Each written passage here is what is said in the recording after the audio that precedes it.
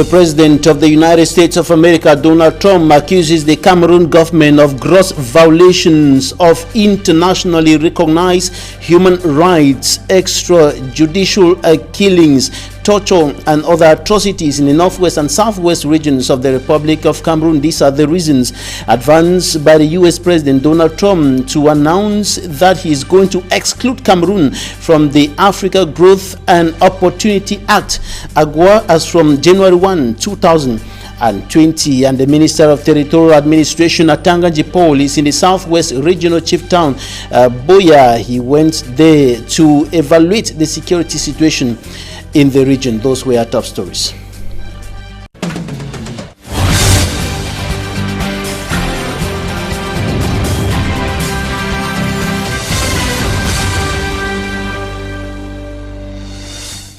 The Minister of Territorial Administration of the Republic of Cameroon, Atanganji Paul, in the southwest regional chief town, Boya, to evaluate the security situation of the region amid the deepening Anglophone crisis. The Minister of Territorial Administration was meeting with top administrative, security, and other officials in the southwest regional capital, Boya, today to evaluate the security situation of the region. And according to Minister Atanganji Paul, things are gradually returning to normalcy in that part of the country as a result of efforts of the administration to restore normalcy.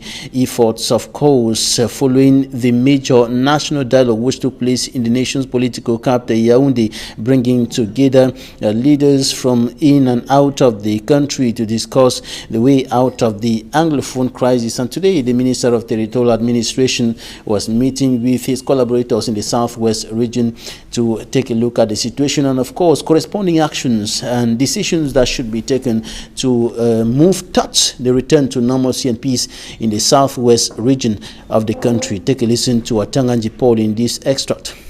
Il y aura dans les prochaines semaines l'intensification de la distribution de l'aide humanitaire qui doit toucher tous les arrondissements.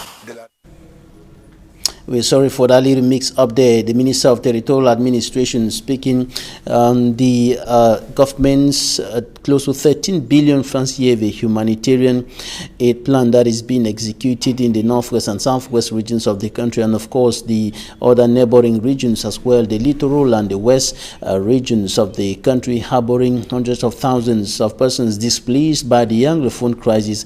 And the Minister of Territorial Administration was indicating there that in the days ahead, the government of the Republic of Cameroon will intensify the implementation of the close to 13 billion francs a year humanitarian aid plan on the ground in order to bring relief to the hundreds of thousands of persons affected by the Anglophone crisis, notably the IDPs, those who have been forced out of their homes by the socio-political and security tensions in the two Anglophone regions of the country, and even those who are now refugees in neighboring Nigeria.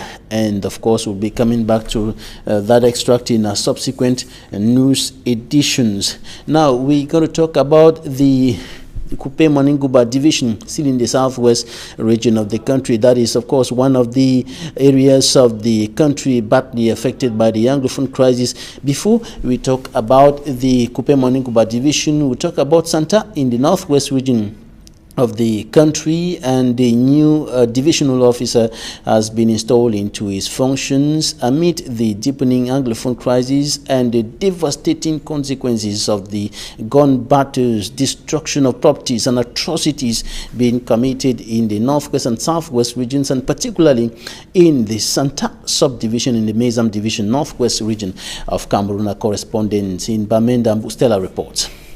Here is your divisional officer. Basilican George is taking command as divisional officer for Santa subdivision at a time when insecurity is rising. It was in Santa subdivision, precisely in Pinin, that a prison staff, Ayafo Florence, was murdered. It was equally in the subdivision that over 20 youths who have been giving the population sleepless nights were killed in a building in Menka. Also, A vehicle carrying food aid was burnt alongside the food. In the subdivision, institutions like this one and many schools have been abandoned. Aside this, Santa subdivision also prides herself as one of the producers of Irish potatoes and vegetables with markets as far as Gabon and Equatorial Guinea. These activities have been affected by the Anglophone crisis. Ensuring normal life is of priority, the Senior Divisional Officer for MESAM, Mo Emile Simon, tells the newly installed. The first challenge of the new divisional officer is mainly the challenge of security. He should ensure the security of the people of the subdivision and their properties. Also, the integrity of the state. Also, this motorbike. Most of the crimes are committed through the motorbike. That sector also need a small reform, a big reform even. In order to achieve this and more, the newly installed is expected to bring together all the living forces in his area of command. Basilican George Emmanuel takes over from Viang Mekala, who goes to the region as Secretary General at the office of the Northwest Governor. These are the same challenges awaiting the new Senior Divisional Officer of the Kupe Moniguba Division, talking about insecurity, notably within the context of the Anglophone crisis. And these challenges are now coupled with underdevelopment problems afflicting the Kupe Moniguba Division, notably issues of bad roads and other underdevelopment challenges. And the population are looking up to the new Senior Divisional Officer who has been commissioned into his functions to tackle these problems in the days ahead. Immaculate Fogwe has more. Immaculate Foggy with this report on the challenges waiting a response or solutions from the new Senior Divisional Officer of the Kupe Moniguba Division in the southwest region of the Republic of Cameroon. The major challenge, of course, is security, insecurity, which is on the rise in the two Anglophone regions of the country. As we heard in the previous report, in the Santa, atrocities continue to be committed in those two regions, and there are accusations pointing towards forces of security and forces of security and defense, and other accusing fingers are also pointing to the separatist fighters. Immaculate Fogwe reports. We'll be coming back to this report in a short while time for us to continue talking about insecurity, but this time around here in the economic capital, Douala, notably in the Bepanda neighborhood, insecurity is on the rise in that part of the city. Inhabitants are attacked by suspected bandits, some of them badly injured, and some of them are deprived of their belongings.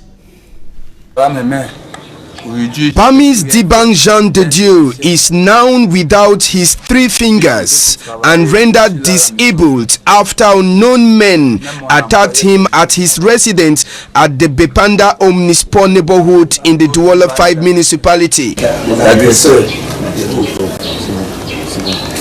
According to him, it was late at about 11 p.m. that fateful day that he wanted to close the gate of his house after getting a large sound that the said hoodlums attacked and almost killed him, chose that he ran for his dear life.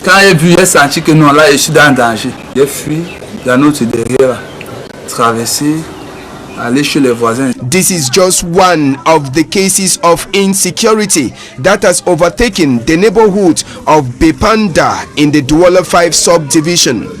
On Thursday night, a group of boys armed with machetes were reported to have attacked and wounded persons at the same neighborhood that is now becoming a red zone in the Douala 5 council area.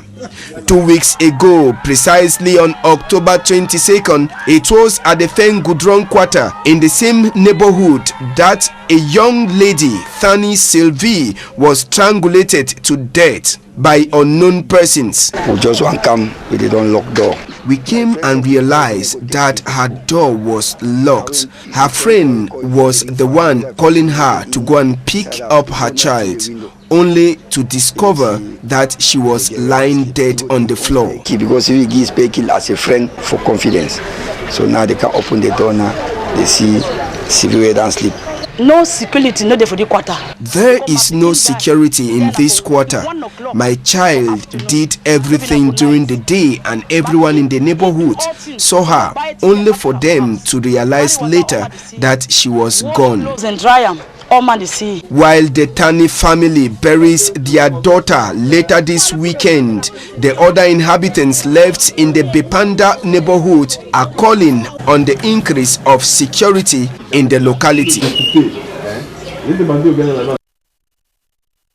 Panda in the Douala 5 subdivision sending a distress call to the Littoral Regional Administration and of course to the Yaoundé administration with regards to the rising insecurity in the neighborhood. And I told you earlier that insecurity is also on the rise in the Kope Maningoba division, notably as a result of the Anglophone crisis, and insecurity coupled with underdevelopment challenges are now staring the new senior divisional officer at his face, expecting solutions, and people are now looking up to him as the newly installed administrator.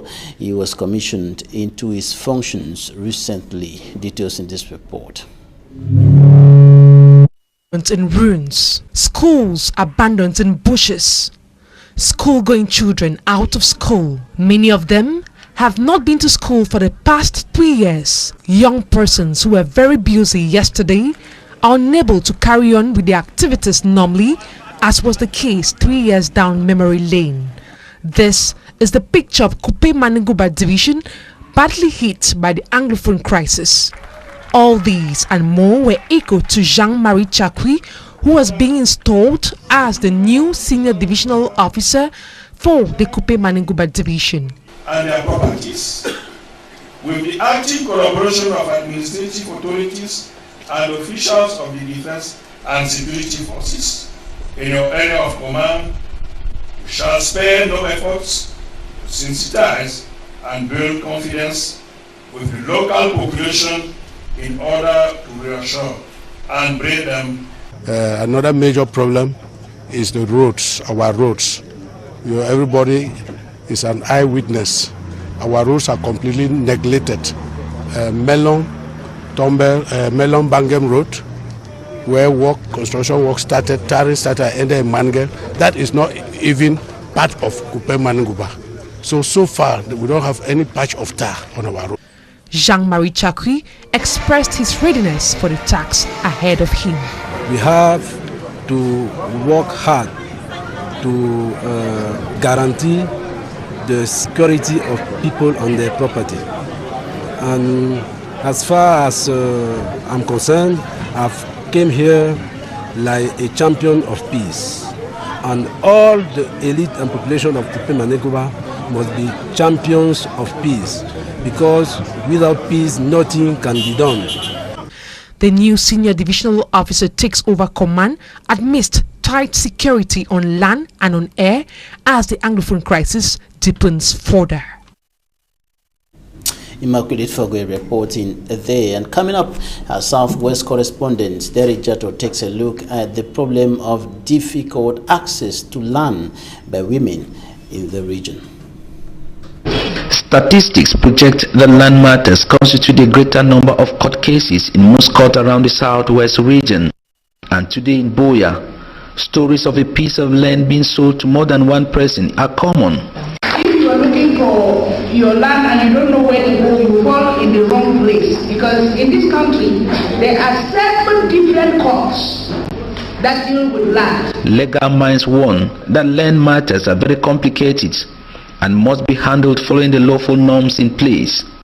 If you're facing difficulties, I can give you technical advice on where to go and where not to go, because this land matter like this is complicated. And in the region like the Southwest, women are the most hit. Some cultural settings here prohibit women from owning land, thereby worsening the already bad situation. And it is against this backdrop that the Cameroonian Association of Female Jurists, ACAFEJ, is stepping in, first to inform these women that they have the right to own land, and secondly to educate them on the procedures to acquire land, an initiative well lauded by Anok Boris Mende, Southwest Regional Delegate of Lands and State Properties. Women happen to be one of those who are vulnerable when it comes to landed properties. So this gesture was so important in the sense that it's going to sensitize women, because most of them think that they don't have rights to landed properties due to some of the cultural beliefs that are plaguing our society. The law will be applied. Addressing these women in a sensitization campaign in Buea, marking the end of her nationwide tour, Princess Kuna Christine Tita, a barrister at law and the national president of Cameroon Female Jurists, charged these women to be brave and go for what they want. Because you are saying, well, we can say with our advocacy, we can do, no, it's not grammar. Advocacy is what? You should go to your MP and say this is what you want. Are you getting it? Forget about the big words. Go to your MP by virtue of the powers. The 3-day sensitization campaign also witnessed the installation of leaders of women associations as ACAFEJ focal point for better sensitization on women's right to land. U.S. President Donald Trump says January 1, 2020, he's going to withdraw Cameroon or exclude Cameroon from the list of African countries benefiting from the Africa Growth and Opportunity Act, AGOA, and he says this is because he has observed that the Cameroon government is engaged in gross violations of internationally recognized human rights. He accuses security and defense forces of the Republic of Cameroon of extrajudicial killings or killings of persons in the northwest and southwest regions of the country, destruction of properties and torture. And of course, he says these are the reasons why Cameroon will be excluded from the AGOA program. Innocent as a report. The African Growth and Opportunity Act, AGOA, is a United States Trade Act enacted on the 18th of May 2000 as Public Law 106 of the 200th Congress and has been renewed to 2025. The legislation significantly enhances market access to the U.S. for qualifying sub-Saharan African countries. In order to qualify and remain eligible for AGOA, each country must be working to improve its rule of law, human rights, and respect for core labor standards. U.S. President Donald Trump on Thursday, October 31st, 2019, wrote to the Congress informing the House of his intention to suspend Cameroon as a beneficiary sub-Saharan African country for AGOA, citing gross violations of internationally recognized human rights known to have been committed by the country's defense and security forces. In a statement, President Donald Trump lamented that despite intensive engagement between the U.S. and the government of Cameroon, Cameroon has failed to address concerns regarding persistent human rights violations being committed by elements of the National Defense Force. He highlighted extrajudicial killings, arbitrary arrests, unlawful detentions, and torture. The U.S. President indicated the suspension will go into effect from January 1st, 2020, with aim to terminate the designation of Cameroon as a beneficiary sub-Saharan country under the AGOA. Donald Trump added he will continue to assess whether the government of Cameroon engages in gross violations of internationally recognized human rights in accordance with the AGOA eligibility requirements. It is worth noting that the African Growth and Opportunity Act builds on existing U.S. trade programs by expanding the duty-free benefits previously available only under the country's generalized system of preferences program. Up next, talking point.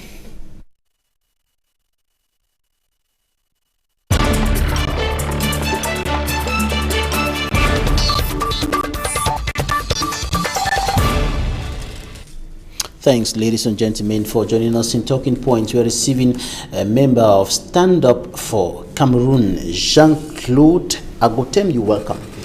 Thank you, Babila. Good evening to you. Good evening to all televiewers. Good evening to fellow Cameroonians, especially those of West Cameroon that I hold so much at heart. You're dressed in black.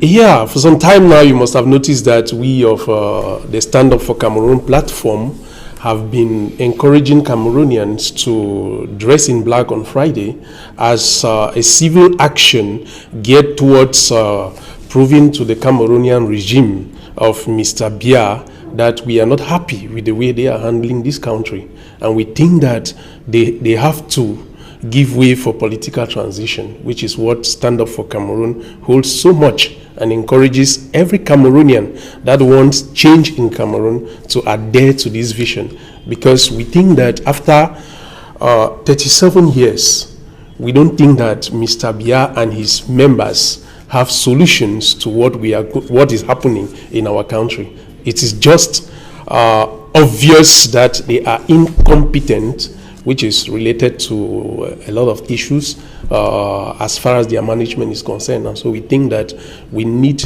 to arrive at a political transition which will give us the opportunity to rethink our country, to redesign the way we want Cameroon to move on, which will take into consideration the aspirations of every Cameroonian. The Black Friday initiative has been on for quite some time now. Do you feel that you're moving towards the objective?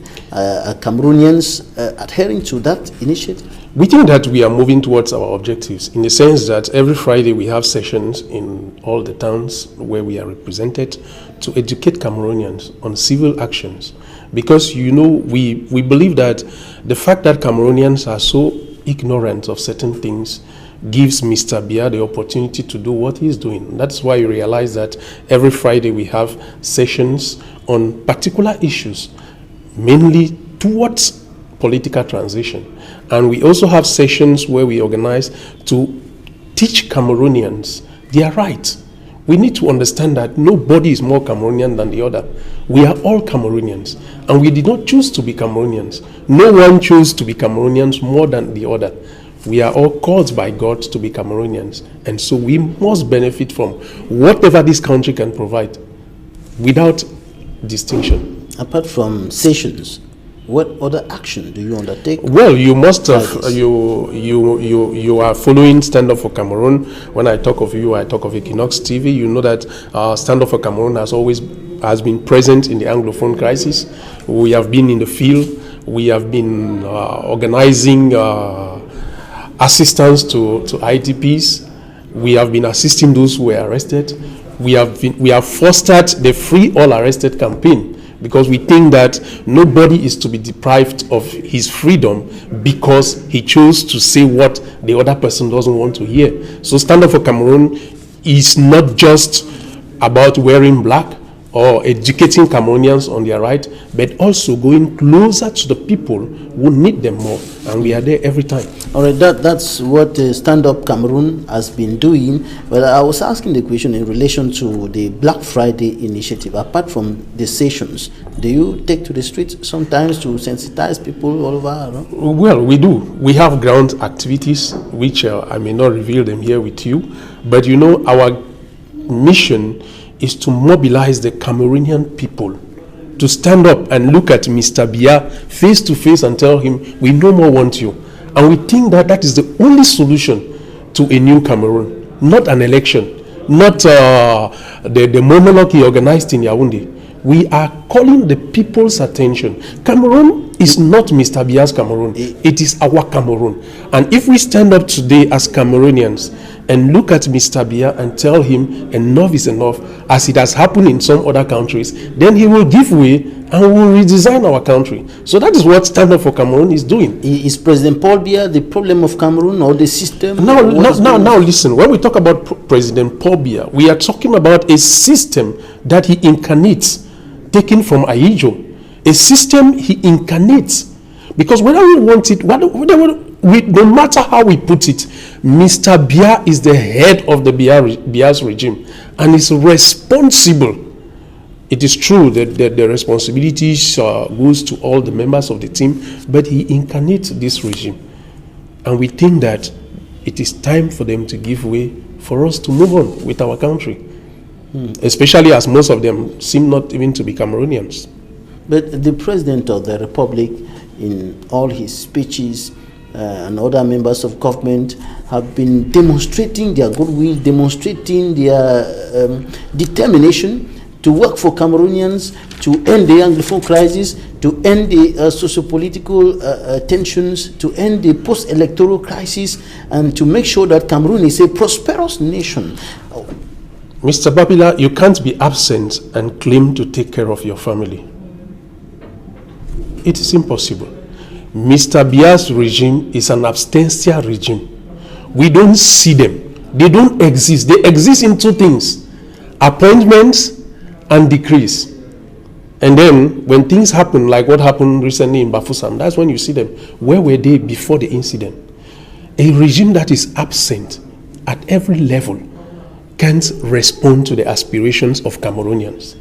That is the truth. We don't need to see them in their speeches. We need to see the Biya's regime in action. We need to see them call for genuine dialogue with those who have taken arms to express themselves. We need to see them in the need to listen to Cameroonians. We need to see them in the reforms of electoral code. We don't need to see them in blackmails. We don't need to see them in claiming to be lovers of Cameroon when foreign nations reproach them, but taking foreign nations' praises onto them. Because when a foreign friend praises you for something, you make it a whole show. Be also ready to make it a whole show when that nation looks at you and tells you that what you are doing is not good. That's what we are talking here all about. We think that a regime must not be on species. We are tired of that. It has been so for the past 37 years. And look at where we are today. The Biya's regime is responsible for all the predicaments of Cameroon, starting from the Anglophone crisis. You know of what happened today in Ebolova. Listen, Mr. Babila, we think that we are in a modern age. And if people claim to love this country, then we need people with the heart of Cameroonians, not mercenaries, because that's what the Biya's regime is. People who are only there when there is an opportunity to reap Cameroonians. No, we want workers and real workers who can work for our fatherland. You're talking about Ebola, the planned meeting of members of the CRM political party, and that meeting or the participants met with stiff resistance from forces of law and other, even though the meeting had been banned earlier. Anyway, all my concern to Sam Severin Ango, who is a very close friend, who is a friend I know so much. You see, Stand Up for Cameroon stands for freedom of speech. And we think that we should respect political visions. Listen, if we talk about Cameroon being a democratic nation, things like what happened in the Boulevard should not even, in fact, they should not even be on our Cameroonian table. It is shameful, and it is happening at a time when America has taken a firm decision against Cameroon because of gross human rights. And we see what happened in Ebola today. All those things, they are not helping the image of Cameroon. And you understand that Mr. Biya and his members are using the state apparatus to fight Cameroonians instead of serving Cameroonians. And that is what we of Stand Up for Cameroon, we cannot accept. We must fight that. We will denounce that. What happens in a Burova is the entire responsibility of the Biafra regime. No, people should be given the right to talk when they want to. It is in our constitution. But the administrative authorities, as usual, it's not the first time, always highlight things like threat to public order, public peace, and things like that. And then they say, we don't want this meeting, we have banned this meeting. And then they go ahead to challenge the administrative authorities. I think that from the moment when that administrative authority took that decision, with the pretext you are talking about, he should have been sacked. You are called to maintain public order. You are not called to deprive people of their right. These are two different things. We must clear them. It is just like you say, because there are thieves, people should not move. You deprive people of moving. No, it is your responsibility to go towards those who can cause insecurity, not political parties that want to express themselves in a country where we think that everybody has the right to express his or herself. In fact, there is no distinction to political belonging. I can belong to whatever political party I want, and I can express myself. I can leave Manfe, where I come from, and go to Garua and express myself politically. It is all about the force of argument. People should be able to talk, and people should be listened. It is because the Biafra regime has no argument. It is because the Biafra regime has nothing to say to Cameroonians. That is why they deprive others from talking. Because we think that, as like we see in other countries, let the members of the CRM political party organize their rally. Tomorrow, if you want to organize your own, organize and you bring arguments. Why deprive them? When it is time for CPDM, go ahead. No insecurity. No. It is no more going to happen. And we strongly stand behind the fact that CRM political party is going to be headstrong against the authorities who want to deprive Cameroonians of their right. It is uncalled for, and we can no more take that. I listened to the president, Mr. Maurice Kamto, what he said. It is normal, Mr. Babila. We can't exist in a country where our rights are being trampled upon because of people who claim to love a country they don't even love. And because of that, the U.S. President Donald Trump says, I'm going to exclude Cameroon from the Africa Growth and Opportunity Act January 1, 2020 because of gross violation of internationally recognized rights. Mr. Babila, it is not Donald Trump. Remember, it was not Donald Trump that brought about AGOA. AGOA has been existing for the past 10 years or more. And you know, in the AGOA Pact, there are certain conditions. I think that the decision of Mr. Trump is the result of gross human rights violation. Mr. Babila, you need to be on ground in the southern Cameroon to understand what Mr. Biya's military is doing to fellow Cameroonians. You can't expect that a nation like America that holds on human dignity and freedom of speech will adhere to such a regime. It is impossible. It is the result. When you commit a crime and you are sanctioned, you are punished by a judge, it is not that judge, it is you who is responsible. Donald Trump in his letter to the U.S. Congress talked about killings and torture perpetrated by forces of defense and security in Cameroon. But these are accusations that have often been rejected by the Yaoundé administration, the Minister of Territorial Administration, the Minister of Communication and Government Spokesperson, Minister of Defense, who have all been saying the military has been very professional, doing its work, respecting human life, and so on. Mr. Babila, has the Minister of Communication ever been to Southern Cameroon? The answer is no. So on what basis will he refute clear fact of gross human violation? On what? Has the Minister of Communication ever carried out an inquiry? I think that in a reasonable country with reasonable leaders, when there is an accusation today, you don't refute. You absorb and you do your own inquiry to ascertain or refute the fact. The fact that a declaration is made maybe by Human Rights Watch today in the morning, and in the evening you see the Minister of Communication denying everything. It's baseless. You're denying on what? Claiming to say Cameroon is a sovereign country, and that those who are bringing out those facts hate Cameroon. You are the haters of Cameroon. Destabilize Cameroon. Even as we talk, things are happening in southern Cameroon. Villages are burnt. Houses are burnt. Who are those doing that? The military. And only for us to come and say, no, Mr. Babila, for 3 years, the Bias regime has been refusing facts. And where are we to? Mr. Tanganji was in Southwest today saying that the situation is under control, which is a very big lie. You know, like I do, that the situation is not under control.